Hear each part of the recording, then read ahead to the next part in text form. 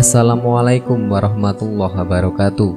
Halo sobat setia Fakta Kehidupan.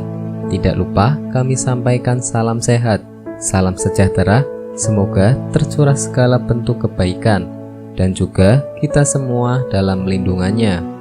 Seperti biasa, kita akan berbagi kisah dari yang unik, menarik sampai bikin nangis. Mari kita simak kisahnya.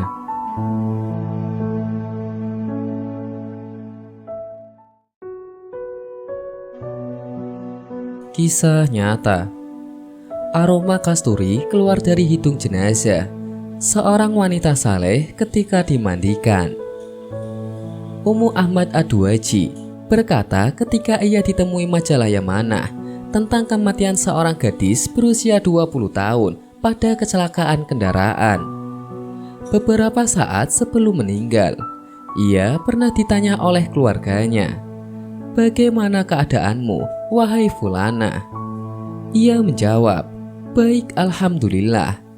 Tetapi beberapa saat setelah itu ia meninggal dunia. Semoga Allah merahmatinya. Mereka membawanya ke tempat memandikan mayat.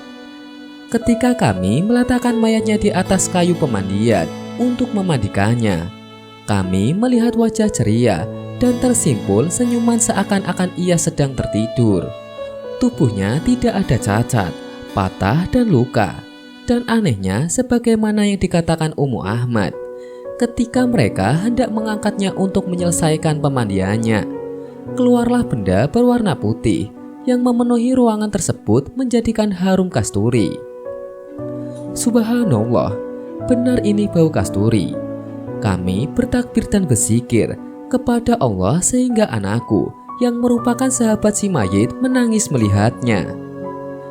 Kemudian aku bertanya kepada bibi si mayit tentang keponakannya, bagaimana keadaannya semasa hidup.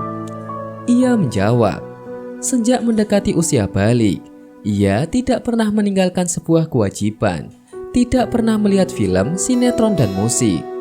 Sejak usia 13 tahun, ia sudah mulai puasa Senin Kamis, dan ia pernah berniat secara sosial membantu memandikan mayat. Tetapi ia terlebih dahulu dimandikan sebelum ia memandikan orang lain.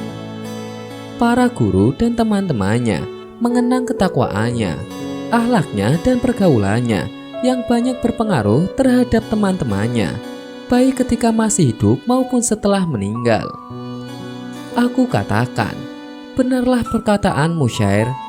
Detak jantung seseorang berkata kepadanya bahwa kehidupan hanya beberapa menit dan detik saja. Camkan itu dalam dirimu sebelum engkau mati. Seorang insan mengingat umurnya yang hanya sedetik. Dan perkara yang lebih baik dari itu adalah firman Allah Subhanahu wa Ta'ala. Dan Allah telah menjadikanku selalu berbakti dimanapun aku berada. Surat Maryam ayat 31. Lalu Ummu Ahmad melanjutkan ceritanya. Ada lagi jenazah seorang gadis yang berusia 17 tahun. Para wanita memandikannya dan kami melihat jasadnya berwarna putih. Lalu beberapa saat kemudian berubah menjadi hitam seperti kegelapan malam. Hanya Allah lah yang mengetahui tentang keadaannya. Kami tidak sanggup bertanya kepada keluarganya agar kami dapat menyembunyikan aib jenazah. Hanya Allah lah yang maha tahu. Kita bermohon kepada Allah keselamatan dan kesehatan. Wahai saudariku, apakah dua kisah ini dapat engkau jadikan sebagai pelajaran? Apakah engkau akan mengikuti jejak orang yang saleh? Ataukah engkau menjadikan wanita-wanita fasik dan durhaka sebagai tauladan? Kematian bagaimanakah yang engkau pilih? Semoga kisah ini bisa menjadi pelajaran kita semua. Sekian, wallahu a'lam bishawab.